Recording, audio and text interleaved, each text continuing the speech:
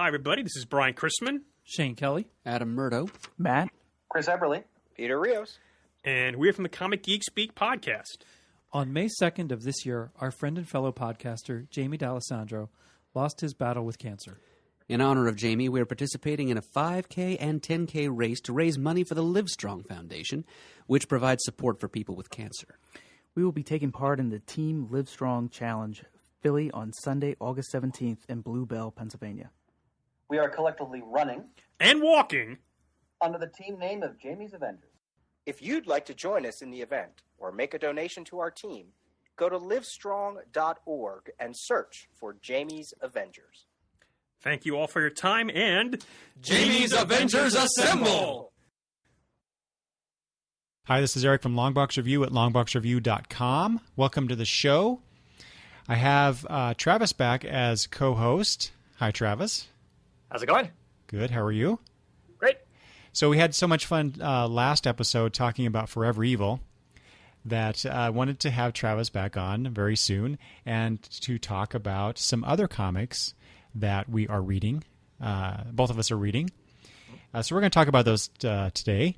One of them is Coffin Hill, and we're going to talk about Batman Eternal, and then maybe some other things as we go along. We'll see how this goes. So it goes without saying that we will be talking about these comics somewhat in detail. So be warned that if you haven't read these things, or if you've been waiting for the trade, so to speak, then we may be spoiling those things for you. Anyway. So, Travis, I talked about Coffin Hill #1 back in December 2013. So that came out about that time. And I was really impressed with that comic. And I don't even remember why I decided to pick it up. I just something about the solicitation text. I don't even remember what it is now, but it just looked interesting. You know, I think I saw a few preview pages, and so I decided to pick it up. And then I read that first issue. I'm like, oh, this is actually pretty cool.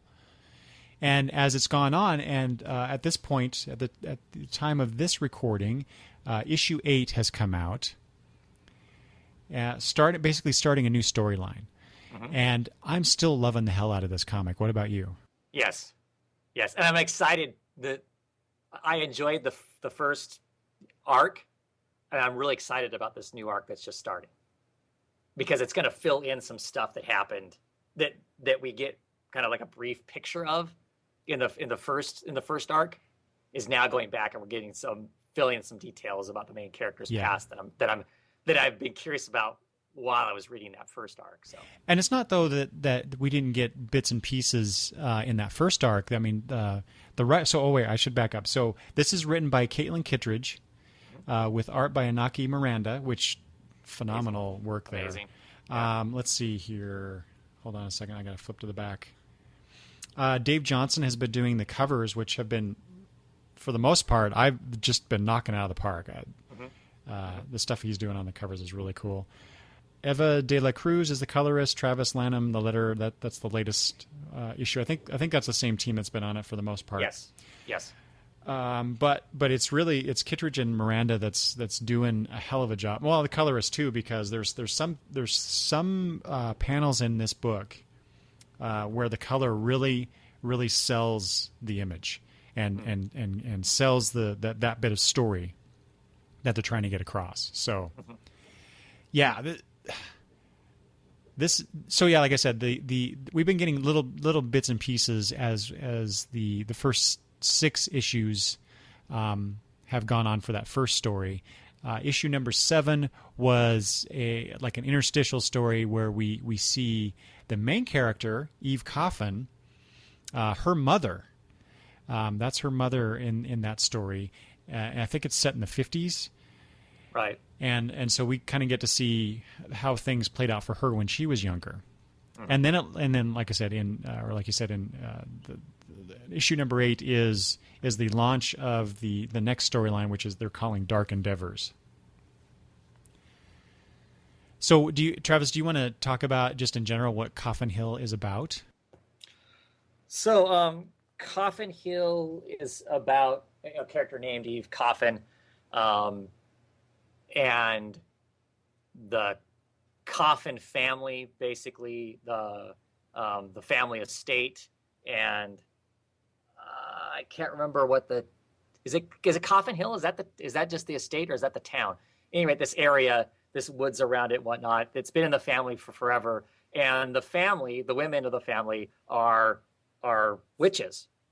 I don't think we've ever been shown exactly how the whole witch thing works. Some of it seems to be spell, and some of it seems to be some like just natural talent to manipulate reality in some fashion or another. And something bad happened in Eve's past that gets some people killed and some people sent to the crazy house. And Eve tries to get away from all that, moves away, seemingly becomes a policeman. Some bad things happen there, and she ends up back at the Coffin Hill estate, kind of dealing with the ramifications of the stuff that happened in her past. Does that kind of cover it? Yeah, pretty much. And so we have, you mentioned some of the people that were affected by this. Were they trying to do a spell? I'm a little fuzzy on the details now. They were trying to do a spell in the woods. They were doing a goofy seance that I think some of them thought was just kind of them messing around, but the reality is the spell that they were using was actually some big heavyweight thing that was going to contact the whatever it is that's in the woods of Coffin Hill. Mm-hmm. Yeah, and so, like you said, one of the friends, one of Eve's friends, gets affected by this. One ends up dead. One ends up in the crazy house, and the other person, I'm forgetting now. There's also the male friend who ends up being the police chief in the area. I think Nate is his name. He's a sheriff. Yeah. Yeah. Yeah, and so you have that relationship at when Eve returns, and so Eve used to be a police officer. Do we know where that was, Travis? I want to say like Boston. Yeah, that's what I was thinking too. I can't remember for sure if that's the case, but it's something like yeah, that. because Coffin Hill is set in Massachusetts, so I assumed it was Boston. But she's just a beat cop there. Well, fresh out of the academy. Yeah, she's new. But she gets famous or infamous, depending on how you want to look at it, by helping capture the ice fisher? Yeah, a serial killer. Yeah, and we don't. Yeah, and she ends up killing him. But we don't get a whole lot of detail there. Right. In that first arc, just little bits and pieces here and there. But that's where we're starting to get more information is in the new arc in number 8. Mm-hmm. Along the way. The big bad thing that they brought forth in that seance ends up taking over the body of her friend Mel, I believe. And that's basically the whole first storyline is Eve taking on this thing that's infested her friend. But it ends that first arc ends with the one of the cops that she worked with on the ice fisher case coming to her and arresting her for the murder of his former partner, which I thought that just came, and I don't remember, Travis, because I was flipping through the issues, and I don't remember that being part of it until that very last panel. Yeah, well, see, because part of what we didn't talk about the fact is that after she basically kills this serial killer, that if she's a hero, she goes home that night to home and ends up getting into a shootout with a drug dealer or an abusive friend of one of her friends, and gets wounded. So she's got this blown out eye that looks funky, and that's why she ends up, once they start investigating exactly how she came across what she came across, there seems to be some stuff that doesn't jive, and that's mentioned in the first issue. There's a montage panels of while she's under surgery that kind of shows that potentially some questionable police work was done, and some questionable things were done in those first issues. Mm-hmm. Yeah. That we end up leading back to. I mean, that's one of the reasons why she ends up going home is because she has no place to go because she is under suspicion. She's had her Badger gun and all that kind of stuff taken away from her because she's under suspicion. So she goes home to kind of hide out. So there is that little bit there that talks about that. Mm-hmm, that's true, but like I said, maybe it's my bad memory. But when I read that scene at the end of issue 6, I was just like, what did I miss? Am I that bad of a reader of this comic that I enjoy so much that I just totally missed this thing where it was revealed that she killed this guy, or is this the big reveal? No, that's the big reveal. Yeah, okay. That's the big reveal. Never before that did it say that she killed anybody. Just that there was some questionable. That she was under investigation, and it was kind of left that. And I think us as a reader might have thought that, well, she's under investigation for the shooting of this other guy that shot her too, that drug dealing, whatever the heck he was. Right. I think that kind of left us with that potentially was what she was under investigation for, and mm-hmm. and then in issue 6 we get this reveal that she's being accused of having killed a partner. Kind of a thing. Okay, so part of my hesitation here in discussing this is that I haven't read some of those first issues in a while. I mean, like I said, it came out in December-ish, but this book goes back and forth in time a lot. You get flashbacks all the time, and we're not given a whole lot of information in those flashbacks, or even in the current storyline. You get information, but you're not getting a whole lot of reveal, I guess.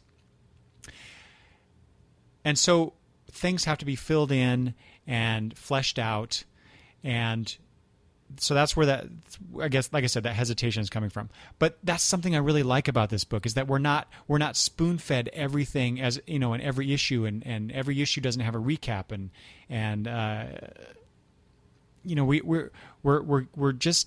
we're experiencing the story as we're reading it. It's being, like I said, filled in as we go along. And you know what? It reminds me, we're reading a novel here in comic book form.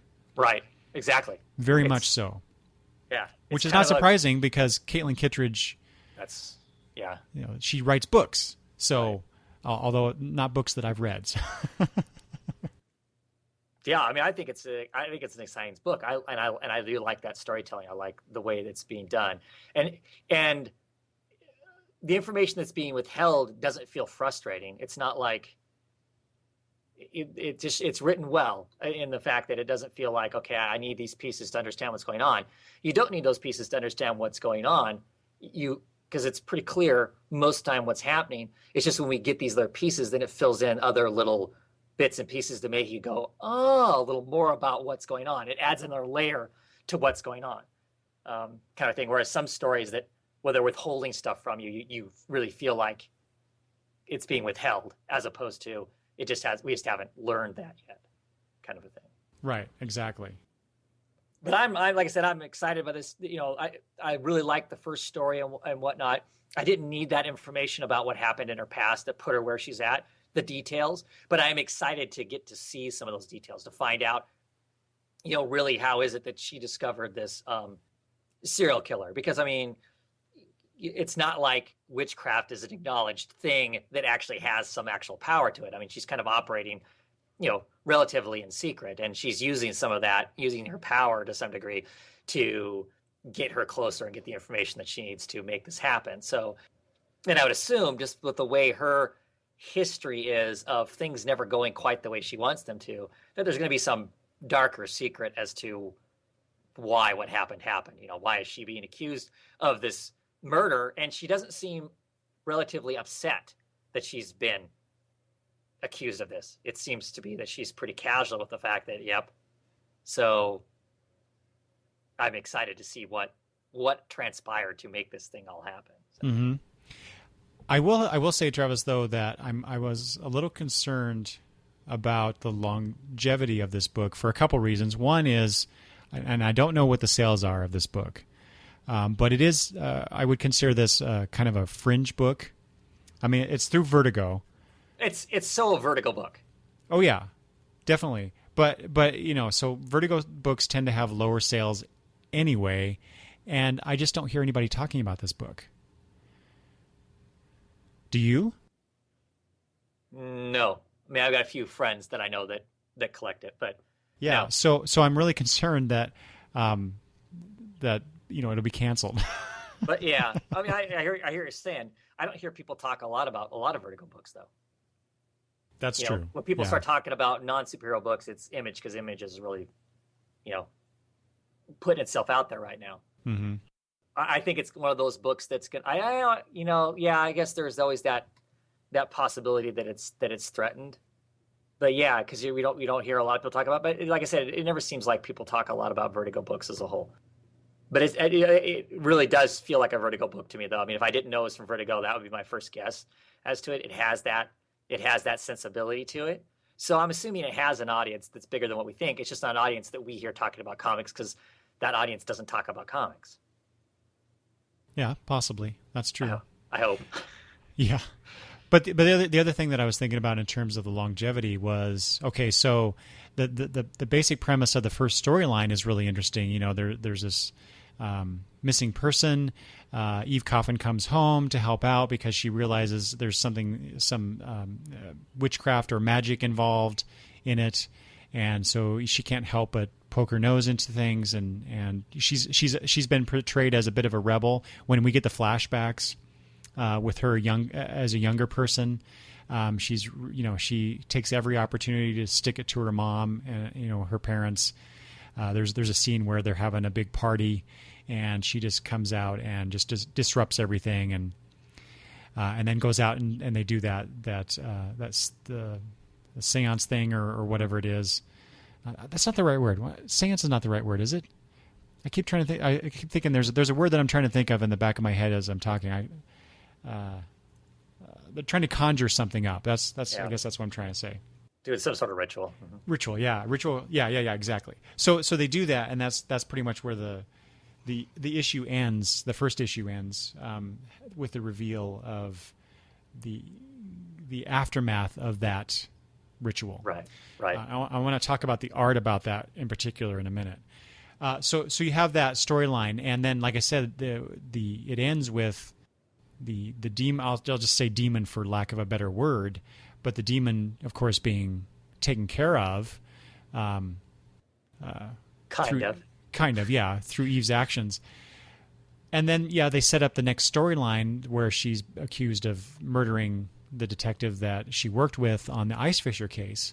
Mm-hmm. But and I'm not saying that this is a bad thing necessarily. I'm just concerned, what else is there in this universe that's been set up? Where can they go with this stuff? Well, my understanding from when it all first started, listening to the author the writer talk about it, that it's basically going to be the equivalent of a bunch of ghost stories around this area. So I would suspect that at some point after we square away this thing that's happened in our recent past, that we're going to still continue to deal with Coffin Hill itself and whatever it is that's the presence that's still clearly in the forest. I don't think that's really been taken care of, right? So I think we're going to keep going back to that. We're going to keep going back to, you're going to have this large thing that's out there that they deal with in small bits and pieces, while they also deal with whatever else is going on. Mm-hmm. But you're right. If people aren't willing to sit around and read the long story, then that's, I can see why you'd be worrisome if there aren't enough readers out there who are willing to not have everything answered for them in one or two issues.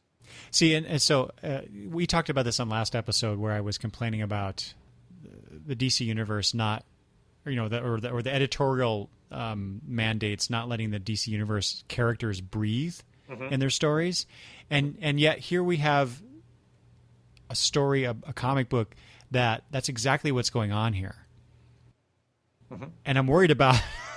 I'm worried about maybe there's too much breathing, not enough action-y bits to keep people interested. I don't know. I enjoy this book so much that I just want to see it keep going. which is partly why we decided to talk about it. Right.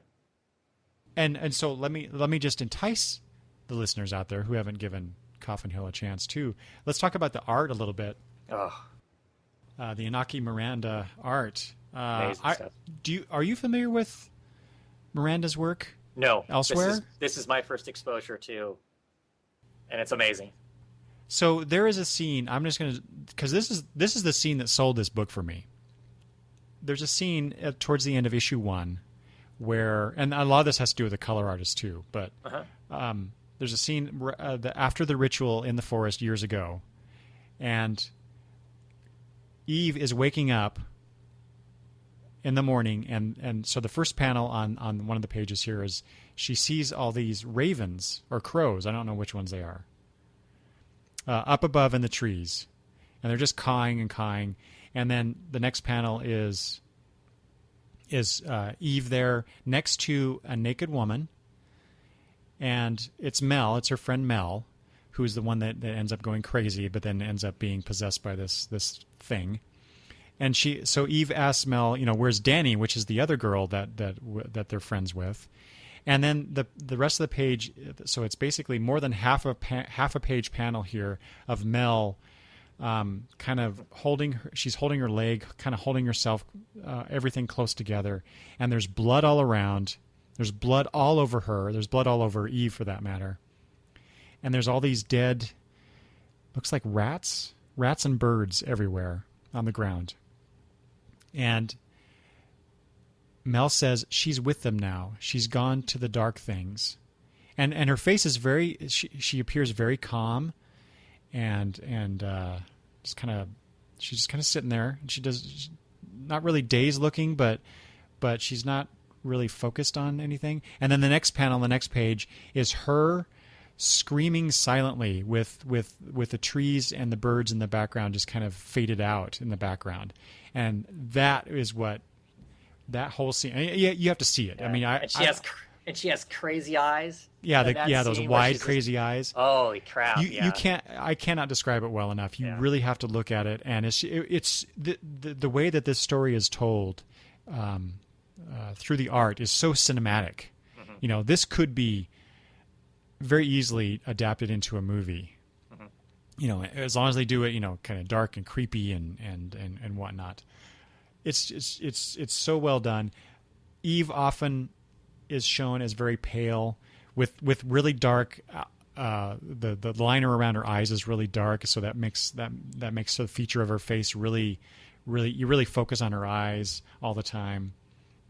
There's lots of, just the shading of the work. There's a lot of like blues and grays to denote like the kind of the overcast nature.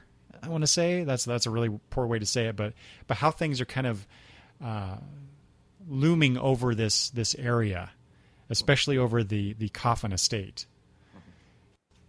But there are a few scenes like the one I just described in issue 1 throughout this, where it's just like suddenly an image will just pop out and it's kind of creepy in a way, because when I first saw that scene, it really creeped me out. I think a lesser writer, a lesser artist would have put some caption in there, some dialogue box or something, where Mel is screaming silently, but they would have added noise. They would have taken that extra step. Like a huge word balloon where she's just screaming at the top of her lungs, and it makes the birds fly away. I'm rewriting the story now, but right. But it's just the ability of Kittredge and Miranda to tell this story in the way that they're doing it, I think is just something I haven't seen a lot in comics. Mm-hmm. And I'm really appreciative of that, and I really enjoy it.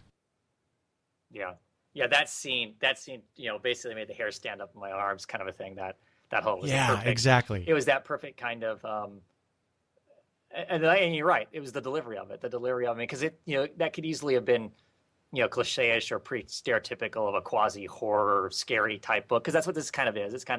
It's a mystery, but it's kind of a ghost story, kind of a dark fantasy. Creepy kind of thing, right? And I mean, it could have been delivered in a fashion that was just like, oh, we've seen that like a million times, whatever. But the way it's done, it is done really, really well. And that image of her screaming, yeah, as soon as anybody says Coffin Hill, that literally is the first thing that comes to my mind. Yes, is exactly. her face, and then the second that comes to mind is our current Eve's face. With that, she's got that one weird eye because she got shot in the side of the head, so she has that one kind of blown out pupil eye and whatnot that always comes to mind. But that's always the first thing. That Mel covered in blood, silently screaming is certainly always the first thing that comes to mind. And the art also, they do a great job of every time they bounce back, because they play around with time as far as being in the present or being in the past. In that first arc, which there are lots of artists that do it. It is done really well. The way it's colored and stuff, immediately that you're even if the young Eve isn't on the panel, you immediately know it's this time when she was a teenager as opposed to the young adult. By the way it's colored and stuff, it's just immediately obvious that that's where you're at. It's just done really well. And not just the colors. I was looking at just now you were talking, I was looking at the latest issue, number 8, and I don't know if they were doing this throughout. I don't remember, but at least in this issue, the inks are a lot heavier in the flashback stuff. So you get the lines that are a lot, the black lines that are generally a lot thicker, and like you say, the colors are a bit darker than what's going on in the present time to help you orient yourself. So I really like that too. Yeah, and just sometimes the panel arrangement is interesting. Just the inset panels and sometimes using round panels to tell the story. It's just visually, it's just an interesting book, and the use of the gutters. Sometimes the gutters are really thick in here, and sometimes they're not. It's just the way that Miranda's telling the story here is just really interesting. Well, and all speaking of visuals, to way to give us the idea that there's something going on, in some of the ways they go about that. Each of the Coffin females, they all seem to be, these witches, or whatever you want to call them, witches, I guess is what they're going with. When their powers work, stuff happens around them. In the case of like Eve, it's these black feathers tend to flow all over the place. And I don't know if that's something everybody sees or that's something that's just visually there for us as the reader to let us know without it. It's just an interesting, different way of doing it. Her mom, it's flies. When her power is building up and she's affecting things, it seems to be flies suddenly start showing up all over the place. I haven't decided whether or not that's something that actually, happens in reality and needs to be explained, or that's just that's the artist's way of showing us that, there's some powers building up or whatever. And to me, that's really interesting too. And visually striking that each of these people have their own individual, whatever that is, just it's fascinating too. Yeah, wow, you talking about that makes me think what my concern that I expressed earlier might be just premature, because how many, we could really they could open up the story to be so much more and involve so many more characters and more witches and we have a whole town, if not this whole area that they could draw in. It reminds me of our talk about Revival some episodes ago, where right. We talked a lot about how rich that universe was or is, and I think this book has the very same potential. We're only 8 issues in, whereas I think Revival, we were in the 20s when we talked about that. Right. So there's a lot more kind of fleshed out. But there are a lot more characters being introduced in Revival even at the early stages than I think that we have so far in Coffin Hill. But that's fine.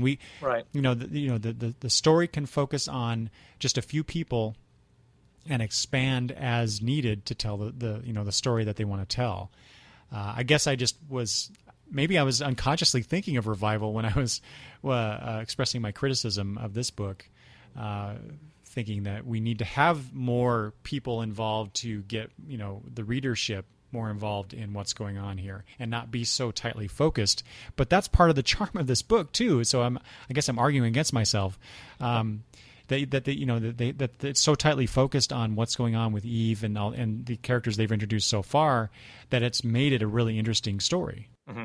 Well, some of the things that also make it interesting beyond the flashy stuff about the story, the witchcraft and the spirit or demon thing or whatever it is and whatnot.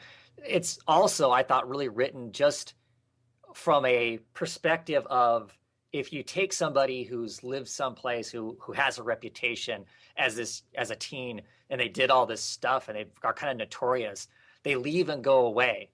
And for some reason, they're forced to have to come back. And then they have to kind of answer and deal with the repercussions of their behavior back then. And she definitely has to do that in this. And it's even beyond the whole, the fact they did this ritual thing and this one girl literally disappeared, other than there's a whole bunch of blood around and whatnot. She's gone and presumed dead or whatever. Just the fact is that there was this whole dynamic between, boyfriends and who was flirting with whose boyfriend and having to answer to those other types of things. I thought that was a really interesting part of the story. Just like I said, having, being kind of a notorious person, going away and having to come back home and then being forced to face up to, some of those behaviors, I thought was really written really well and really interesting, and made those characters interesting. Yeah, and I think we haven't even really scratched the surface of that. I mean, yes, they dealt with her relationship with Nate and with Mel, right, and some other people, but I'm sure there are many more that can come out of the woodwork. Right, for sure. But like I said, I liked that there was this, besides the whole, the writers, the creators didn't get so caught up in the big, the flashy stuff, the draw of the whole, let's go fight the monster kind of a thing, that they still took the time to give us this, this very uncomfortable love triangle thing that was going on, and having to come back and try to answer that, I thought was really interesting, a really interesting character kind of a thing. So what do you think of the latest issue with them going back to the ice fisher, and more importantly, the relationship that she has with the one officer, and I think his name is Greg. Mm-hmm. Not the one that she is accused of murdering, but the other guy. Right.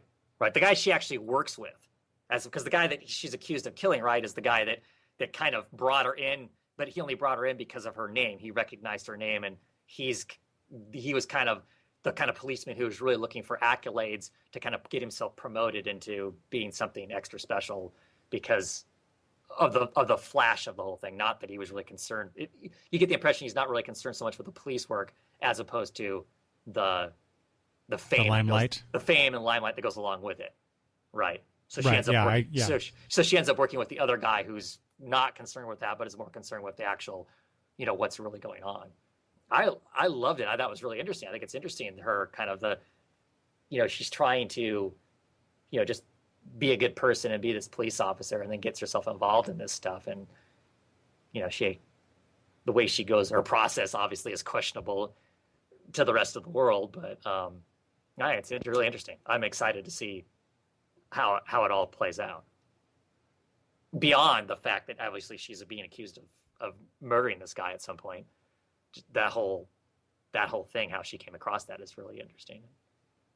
Yeah, and then there's also the characters of Bianca and I don't remember the other person's name, Bianca and Lacey, and so and this is in the present day of it is called, Travis. It's called Coffin Hill, Massachusetts. So Coffin Hill is the name of the of the town, and then you have the Coffin Estate, but. You have Bianca. She quite clearly possesses some abilities, were shown in this issue. So she opens up a door. She just puts her fingers on it and opens up a door. Mm-hmm. And then when her and Lacey are in this place, I don't remember which place it is. There is a dark figure with glowing eyes. It's the Hill Estate. They've are trespassed on the Hill Estate, haven't they? Okay. That's what I was wondering, or that's what I thought, but I wasn't sure. Flipping through this, so there's that that force or a force. Who knows if this is the main thing, but there's something in there that will obviously play out. So maybe like I said, maybe my concerns are premature. Well, I mean, the concern is you don't hear a lot of people talking about it, so it does make you wonder who out there is reading it. Yeah, but also in terms of just opening up the story more to get more stuff going on, so it doesn't feel so, like I said, focused on just Eve and a few other characters, just expanding the universe. So I think that's where I'm finally seeing that now, building up here in issue number 8. So I take that all back. But yes, I am still concerned about not enough people reading this book. Yeah. Okay, is there anything else we want to say about Coffin Hill besides everyone should check it out? Yep, first trade's out. Yeah, the first trade, definitely. I'm just so enjoying it. It's like I said, this could be a really good movie, or even they could develop this into a TV series that I'd probably watch, as long as it wasn't on what is it, WB? Yeah, CW. CW. I don't. I'm just happy it's a comic book. It doesn't need to be turned into a TV show or a movie or any of that kind of stuff for my enjoyment. So.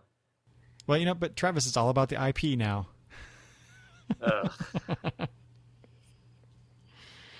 All right. Speaking of IP and exploiting IP, that's being disingenuous. Batman Eternal, one of the 2 weeklies that DC is putting out. The other being the New 52 Futures End. So we have Batman Eternal. Let's see. So I'm up to issue 12 on this. And did you say that issue 13 just came out? Just came out this last week, yeah. Yeah, and I don't have that yet. I'll get that in a week or two. Mm-hmm. Anyway, this is by the writers involved. There's a couple different artists. I'm only looking at issue 11 and 12, so maybe you can speak to this better than I can at the moment, Travis. But so the writers involved are Scott Snyder, Ray Fox, John Layman, James Tynion IV, and Tim Seeley. They're all kind of sharing certain storylines they're doing parts of. I believe Scott Snyder is kind of overseeing the whole thing, if I remember correctly. And then we have art on issue 11 by Ian Bertram, trying to do his best impersonation of what's his name from Batman Incorporated. You think so? That's what I thought too. Yeah. Chris Burnham. Burnham, yeah. Burnham, yeah. I think so. It certainly has the similar. I mean, obviously it's not the same, but it has a very reminiscent look to Chris Burnham's work. It's funny as I don't really care for Chris Burnham, but I thought this issue was fun. But, oh, really? See, yeah. I love Burnham's work. Yeah, so don't at all. Well, and there's what's her name in this issue? Scorpion. The Scorpion lady. Uh-huh. That's very much a Batman Incorporated Chris Burnham type character. Right, because all of that stuff, that issue in particular, they spend it in South America, and of course that was explored with the Batman Incorporated stuff. Yeah, so. with the Batman of that area, El Gaucho. Yeah, yeah. Which I love how he refers to himself as the Batman of that area. Yes. Yeah. I just can't imagine a guy who takes it upon himself to wear a mask and right wrongs and inflict justice would be okay with referring to himself as a derivative character. Yeah. But it's funny. Yes. And then the another artist on here, this is issue 12. This is by Michael or Mikkel, I don't know, Janin, who's doing, as you informed me, off mic, is doing Grayson, right? Right. Yeah. And whose work I like. I remember when Justice League Dark first started, Janin was on there. I'm like, ooh, I like this art. I like this person's art. Are there other artists involved in this, or is it just? Okay, yes. Go ahead. To start out, it was Jason Fabok was the one who did the first couple, 2 or 3 issues to kick the whole thing off. Gilliam March has done a couple issues and some covers. Right. So I think, because obviously it's a weekly comic, and in this day and age, nobody's Jack Kirby, and they're lucky. They're lucky to get 20 to 22 pages done in a month. Obviously, we're going to have a lot of artists because we're talking 80 pages a month have to be done, right? Oh yeah. So Wow. Yeah. I So- hadn't thought of it that way. right, so and like I said, the only person I know that could even come close to that was Kirby back in his heyday. Supposedly did 71 to 77 pages a month, but Holy moly. yeah. But anyway, that's besides the point. Anyway, so we're going to see lots of artists, lots of artists on it, which I think is amusing in some ways because some of the characters are really consistent looking, obviously Batman, and some of them are not so consistent looking. I don't think throughout the book. So, which I think sometimes can be almost confusing.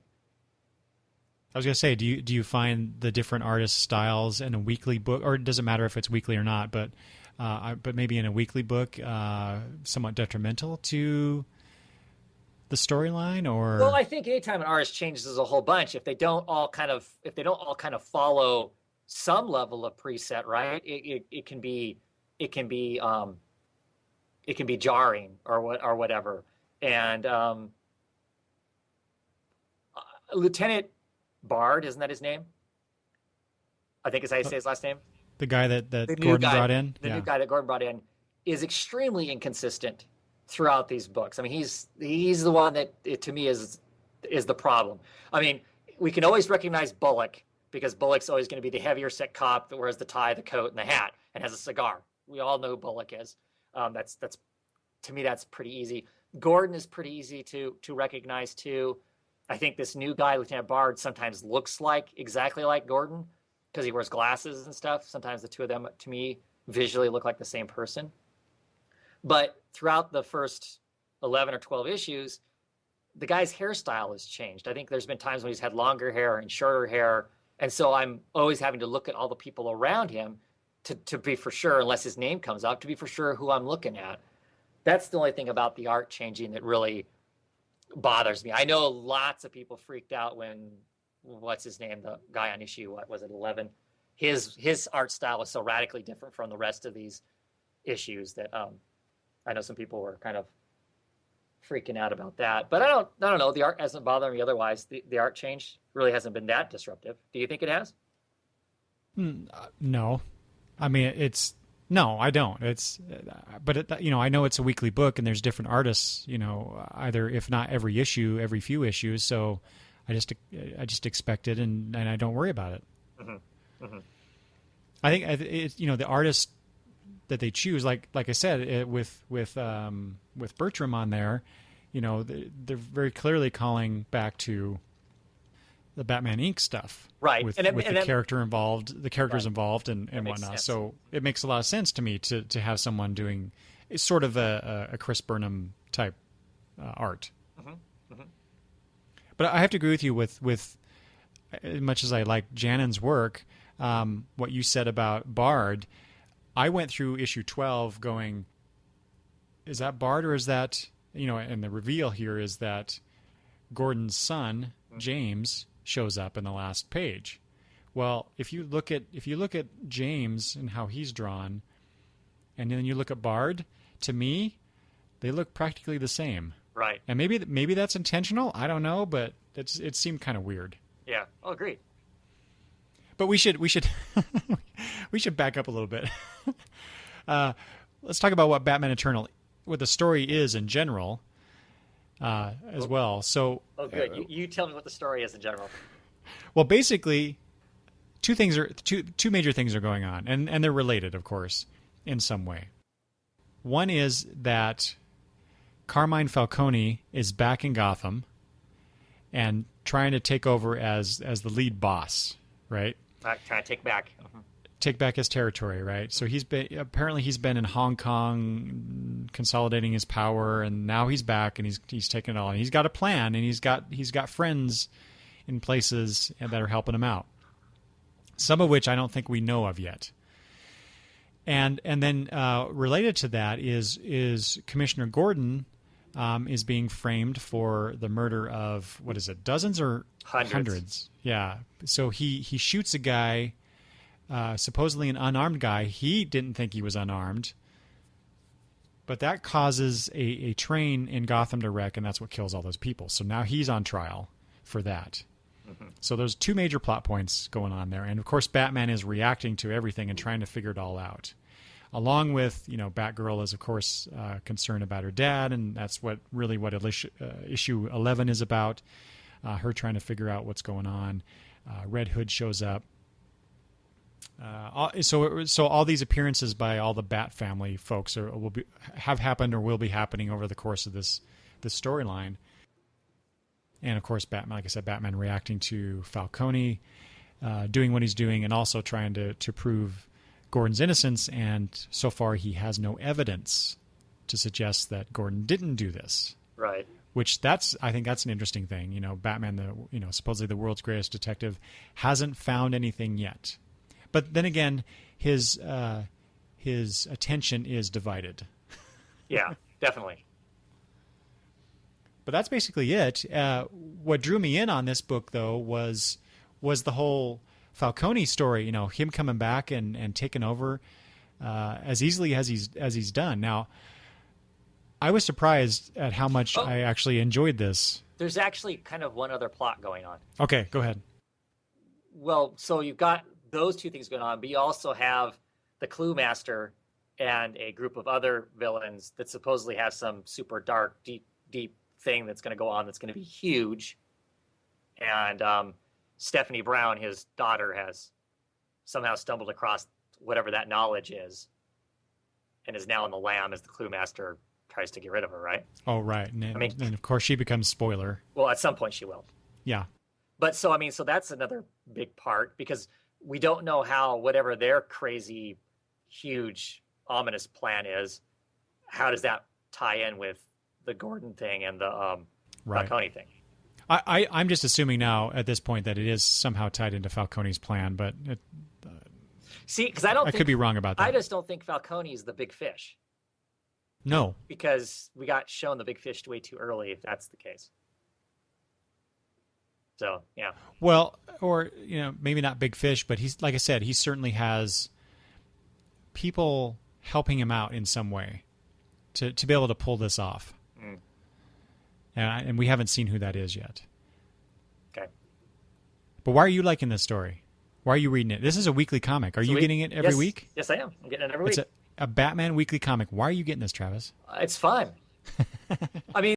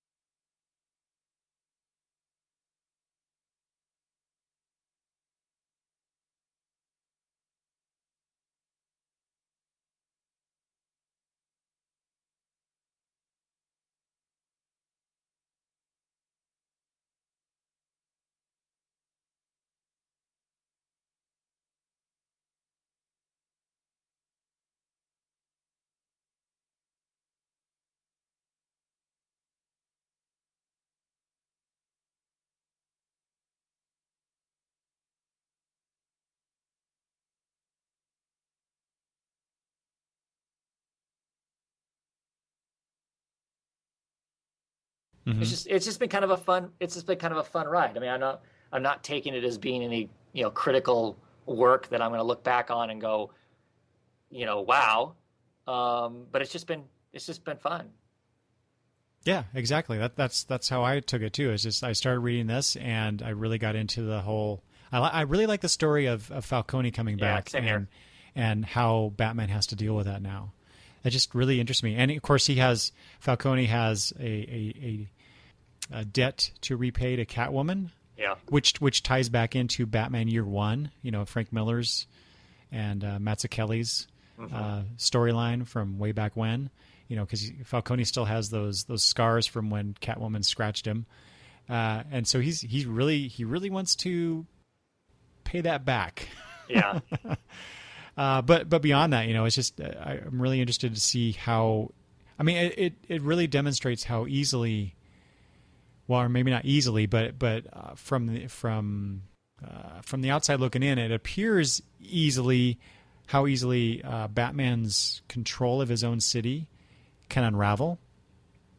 I mean, this like I said, there's something else going on in the background. It's not just Falcone, but like he's the face. He's the face of the danger, to Gotham, and I don't know if they're going to explore this, but just looking at it from my perspective, it's just I want to see how Batman deals with how quickly this happened to his city. Uh-huh. Well, one of the biggest things is kind of interesting is we get rid of one policeman and how quickly that all comes apart at the seams. Yeah, because Falcone puts in a patsy as commissioner, essentially, and the guy is basically turning a blind eye to the gang war that's going on and pursuing Batman only. That's it.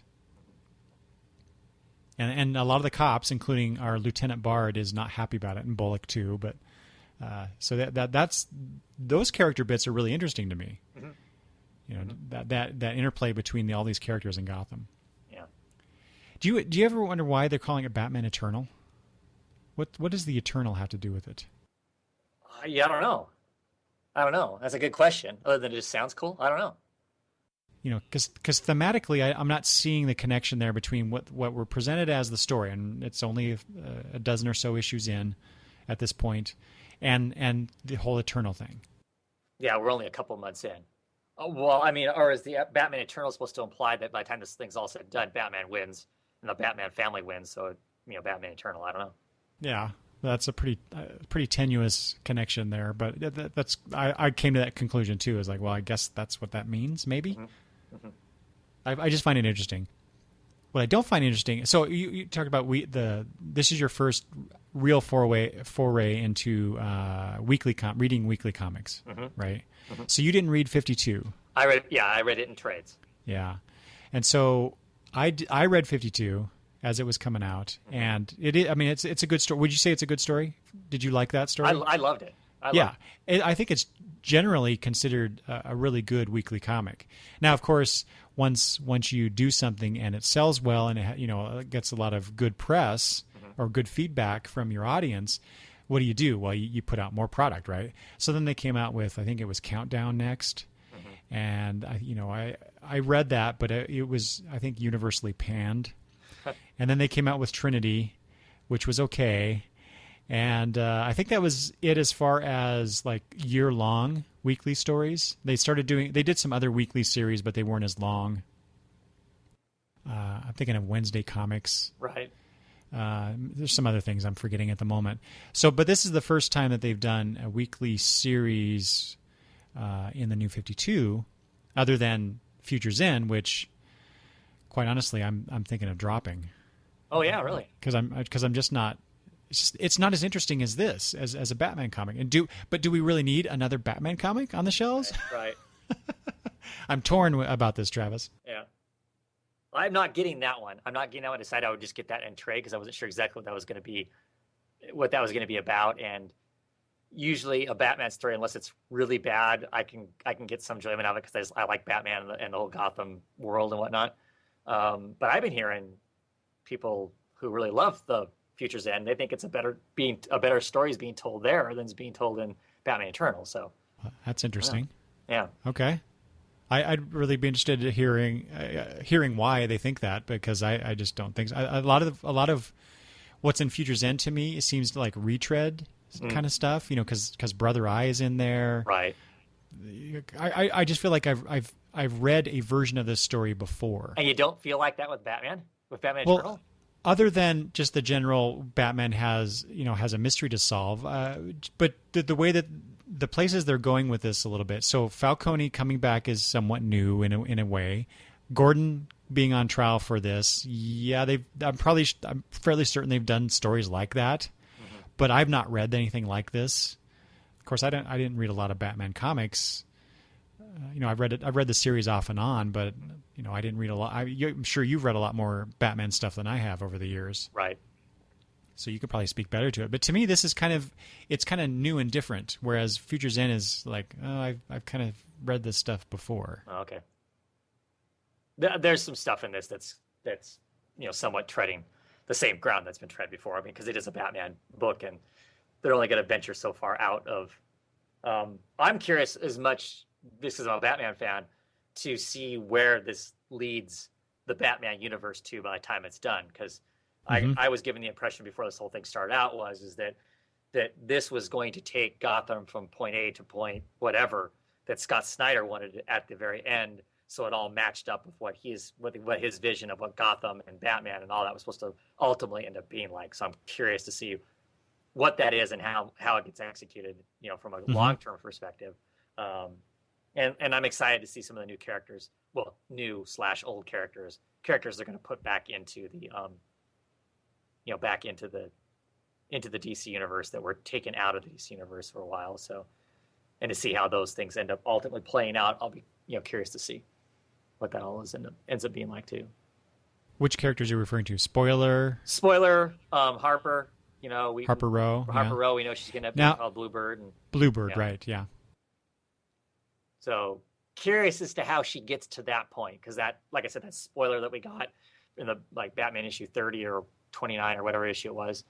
Oh, right, that break in the 0 year story where that was weird. In the entire issue, it's a spoiler because it's set somewhere it's set somewhere into the middle of Batman Eternal somewhere. Right, because they wanted to promote Batman Eternal coming out, so they did that I guess preview type thing, which was bad. I don't think that was a good thing to do. I mean, I'm curious about it, but now we know what's gonna happen up to that point in some sense. How we get there, I guess we don't know, but obviously spoilers. That leads us to know that somehow Catwoman is in charge of most of the crime families. She seems to be in charge of the whole underworld. From that, the implications of that. Of course, you got a spoiler. You got Harper as Bluebird, and she's, I don't know, it seems pretty combat savvy as she's flipping herself upside down and swinging down a boot line, shooting people and stuff. Where'd she, where did she develop this skill set at? And, some of that stuff is interesting and questionable as to how that all works. So, I'm curious to see how that all comes around. Mostly, I'm curious to see how Catwoman ends up in the position she's in, because that strikes me as not being Celine Kyle's style. Not to mention being put into conflict with Batman if she takes that mantle on. Right. Because up to this point, we talked about Forever Evil last episode, but we didn't really talk about Catwoman's involvement in that. But she kind of played Batman's sidekick a bit during that whole run. And then there's one point where she, I think it's towards the end of that series, though. Basically, she's trying to implore Batman to let her in, let her help him, emotionally, more or less, and he rejects her. Right. And now we have this situation in Batman Eternal. So obviously, to me, the Batman Eternal follows all those events. But we haven't seen the complete fallout of what occurred between those two characters in Forever Evil. Right. And so maybe we'll get to see that here develop. Could be. I'm really surprised that you are enjoying this. Why? Being a weekly comic. I don't know, because I think of it in a way it's kind of an event book. Not really, but in a way it is. Sure. And so, given your outlook on. Well, I guess here's the thing: is it doesn't feel like an event book because it's not per se screwing with anything else. It doesn't have tie-ins. It's not forcing right now anyway. It's not forcing any of the other books I read to behave in some other different fashion based on the consequences of this. This feels like a normal Batman story to me. I'm just getting it 4 times a month instead of once a month. So basically, as fast as I can read it and digest it and go, oh, that was cool, the next one's sitting in my lap for me to get a hold of, instead of having this month-long period for me to either forget about it if it wasn't interesting, or it has too many weak points into it, or gives me so much time to think it that I can, pick apart something in it that I really don't care to. I don't have enough time to analyze it past the point of being good. So I'm enjoying it for that. Now, the reason I didn't pick up the Future Ends one is because it did feel more like an event book, and it is turning out to be that way. And the fact is, we know come September, every single damn comic in the DC universe is going to have a 5-year in the future issue come out in September. That's going to be, DC every September now has some spectacle go on. That's going to be the spectacle. That frustrates me, and that would frustrate me because that has all the feelings of an event book. Nothing about this feels like an event book. Do you see what I'm saying? I mean, it doesn't. Okay. To me, it doesn't have that. It's a very quick Batman story because it feels like a Batman story because it's purely Gotham. It's not nothing. Even Gordon being suspected of murder and Falcone coming back, none of this stuff feels so huge right now to me and out of control as to be a spectacle. It still feels like a Batman story. Now, if suddenly we find out that Darkseid is behind the whole thing, then it suddenly would feel like some sort of event spectacle, and I'd start rolling my eyes and going, "Oh man," or it bleeds over badly into the other books or whatever. Then that might be different. But right now, like I said, it just feels like a very fast because I'm getting to read an extra Batman comic, every week. It's a fast reading Batman story. So why do you think that they did it this way? Why a weekly comic? They could have just as easily put this into Detective Comics or even the Batman title. Why a weekly one? Money. No, seriously, that's certainly what it's about. You're so jaded. No, Batman books sell. It's pretty clearly that's that true. Batman books sell. This is something a little different because it is a weekly book. So that piques people's interest. It piqued mine. Oh, a monthly Batman book. I wonder what that's going to be like. Because, I'm the first person to say I don't know that we need any more Batman books. But if it's a Batman book I enjoy, give it to me. So I think that's why. I think, Batman's really popular right now. People are liking Batman. This gives us more of a traditional Batman story. If you're sick to death of 0 Year, you could jump on this and get to read just a straightforward Batman story. Because that's what this reads like to me. Mm-hmm. And so I think that's... Oh, yeah, I agree with that, definitely. So it just seemed weird that they would do a weekly book as opposed to just putting out another monthly book telling the same story. Well, but they can put out 4 a month this way, though. Yeah, they're quadruple shipping. Right. Okay. Right. That's really what it is. And people buy it, obviously. People buy it.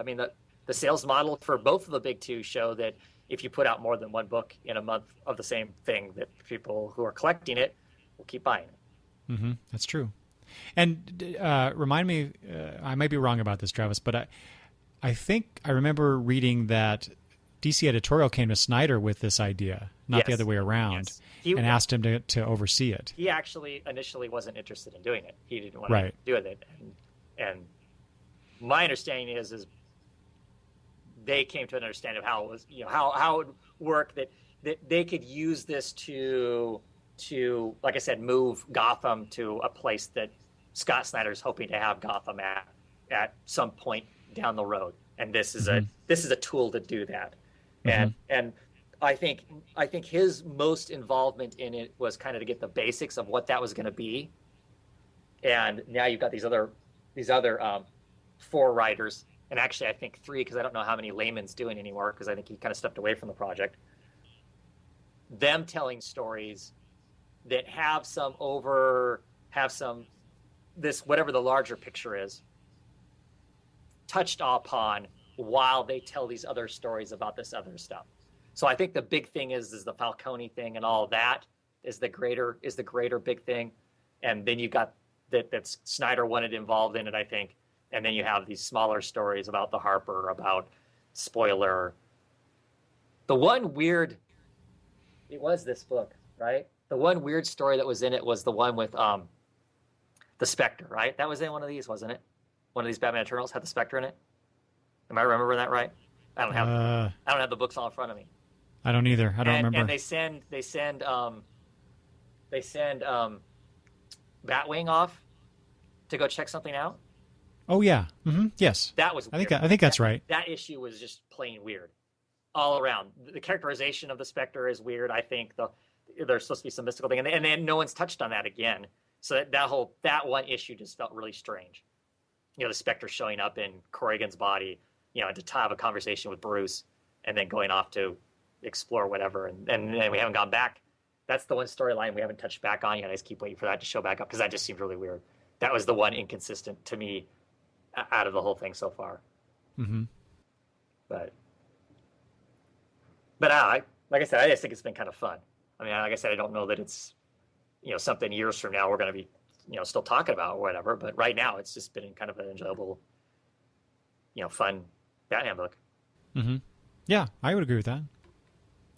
And speaking of consistency, if we could, Batman and I don't know what to call this comic anymore. The former Batman and Robin. Yeah, I call it Batman and. That's what Batman and. I do too. That's what I do too. But this, I want to talk about this a little bit. So speaking of consistency, Batman and has been. I just read issue 32, which is Batman and Ra's al Ghul. Yeah. So the Hunt for Robin storyline. Talk about a consistently well told comic book. Not just because it's Batman or anything having to do with that. Just Pete Tomasi and Patrick Gleason are just killing on this book. Yes. And we've talked about this too. I think on our best of 2013 episode, I talked about this, and I'm gonna talk about it again because, like Coffin Hill, I don't hear people talking about Batman and. Yeah. It's either they talk about Zero Year and how much they don't like it, and just Batman sells in general, right? So, but what we get here in Batman and is just this really cool examination of a father and son, and now a father's grief over the death of his son, and how that affects everything else around him, including all the characters he runs into, except for the whole Two-Face storyline. That was kind of a weird interlude. And not that it was told badly or anything. It was just not consistent with what came before and what's come after it. But okay, you disagree with that? I really like that. I like that. Well, I'm not saying I didn't like it. I just thought it was just kind of a different kind of vibe from what we were getting with this other stuff involved in the title. Well, yeah, because it didn't directly relate with Batman and Robin. You're right in that sense. Mm-hmm. You're right. And I'm not saying it. Every story has to be about Robin. That like we've been seeing, but it just seemed it was just a weird, not a weird. It just kind of stuck out to me a little bit. But here we go. I just wanted to mention because this story with Ra's al Ghul specifically, and Frankenstein's in it too, because the previous issue was Batman and Frankenstein. Well, now Frankenstein's still helping Batman out, but Ra's is front and center. They're fighting because he's trying to resurrect Damian and take over the world with Damian at his side. And so they're at the former location of Nanda Parbat, which has disappeared, and I think it has to do with events in Justice League Dark, doesn't it? Yes. Yeah. So now one of the Lazarus pits that could not be accessed before because Nanda Parbat was there is now accessible. So now Ra's has taken his grandson there. Of course, Bruce wants nothing to do. Doesn't want him to do this. So he's been tracking Ra's for a while now. And I just want to talk about this scene. So this is what got me. So they've been fighting this whole issue, and finally, Batman has taken Robin's coffin back to the Batplane, and Ra's is caught up with him. And there's this one page where it's just these really thin panels, 1, 2, 3, 4, 5, 6 going down the page, and it shows Ra's talking to Batman, walking towards him. Batman's not moving; he just keeps his back to Ra's the whole time, and basically Ra's is saying, everyone you care about will be forever at risk. Pennyworth, your Bat disciples, Gotham. There will be blood, Batman, not just on my hands, but yours too. And then that's when Batman turns to him, faces him, and says, "No, there won't, Ra's. and then the next page is a full splash page. Because if you try to take Damien's body again, I'm going to kill you and make sure you never come back. Mm-hmm. And that just like, holy crap! Yeah. That's, Batman. And sure, Batman threatens people all the time, but I get the feeling that he actually means it this time. Yeah, he's sincere. Yeah. And it would take something like this, the death and what desecration is the word I'm looking for, mm-hmm. of his son to push him to that limit. And that just, that to me is just indicative of the emotional core of this book. For sure. And from day one, Tomasi and Gleason have been doing this. Mm-hmm. 3 years now they've been doing this. Mm-hmm. And it's just been incredible. Yeah. Yeah. Oh yeah, definitely.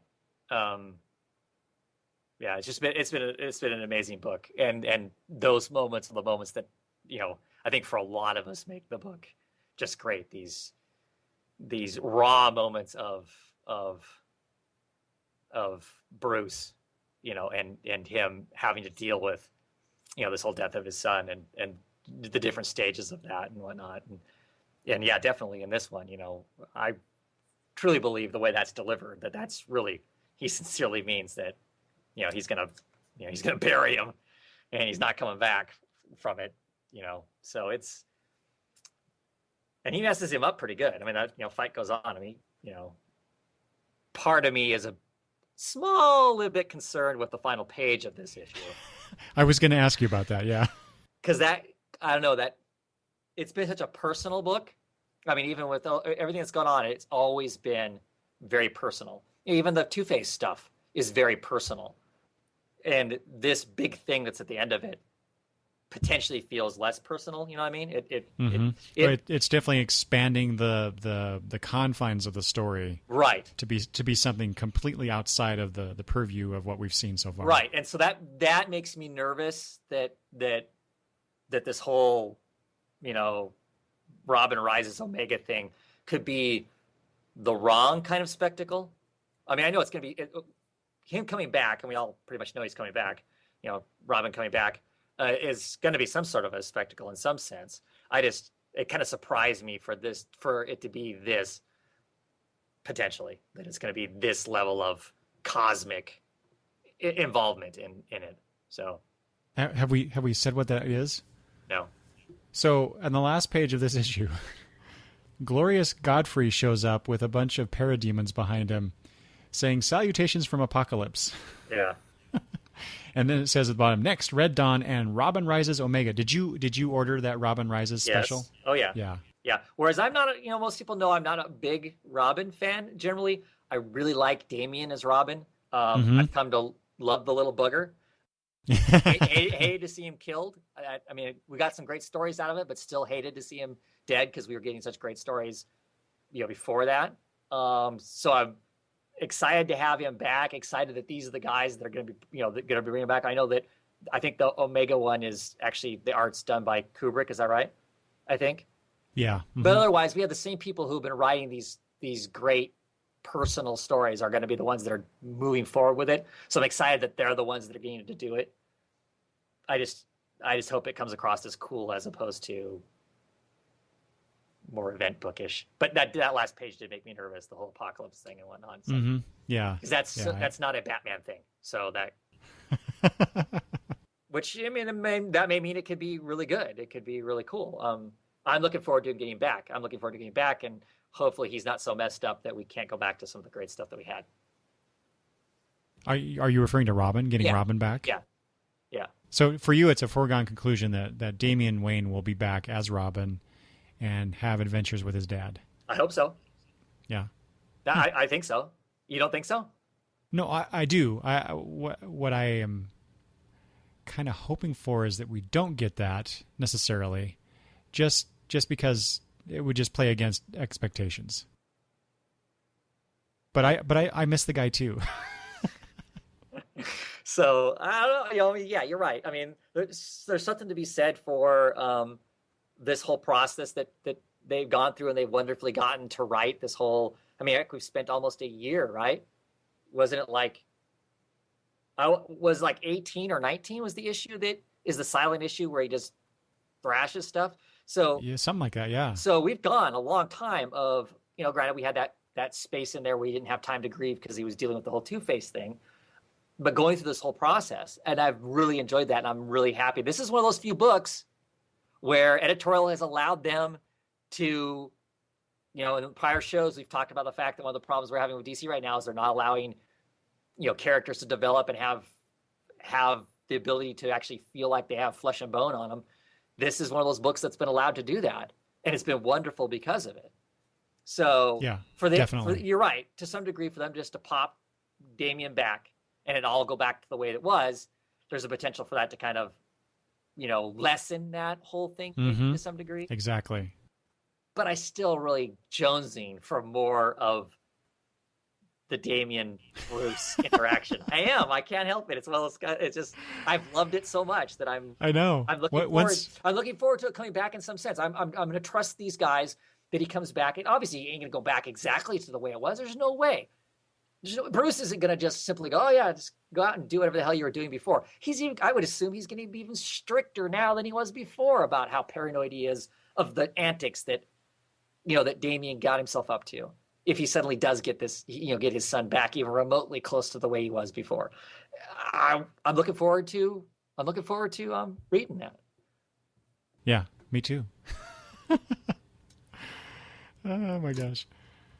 I just can't get over the fact how much we both love that character, especially since we both came from the point of view of who is this snot-nosed brat? And he really was a punk.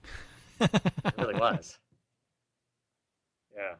Yeah. But no, I know plenty of people I talk to on Twitter and whatnot that if they were actually honestly asked what Batman title they like best right now, this is the title that they're going to call. This is the title they'll say. This title there's been cool stuff happening in the other titles, but this is the most consistently cool Batman book that's out. Oh, so it's just more than you and me. Right, yeah. Excellent. I'm really curious, though. I bring up sales, and I don't know what the numbers are, but I'm really curious how this title stacks up against the other Batman titles. Yeah, I don't know. Well, nothing competes with Batman, right? Because that's Batman's the title that they judge all other sales by is Batman. That's true. Which is really funny because it never used to be that way. Do you remember the olden days, Travis, before the 1989 Batman movie? Batman was not all that right in terms of sales, and in fact, at one point, I know DC was considering canceling the title. I don't really believe that, but. Well, if you believe the stories, yes. But regardless, Batman just was not a huge seller for them until that movie, and It's amazing to me that the momentum is kept on these many years later. Mm-hmm.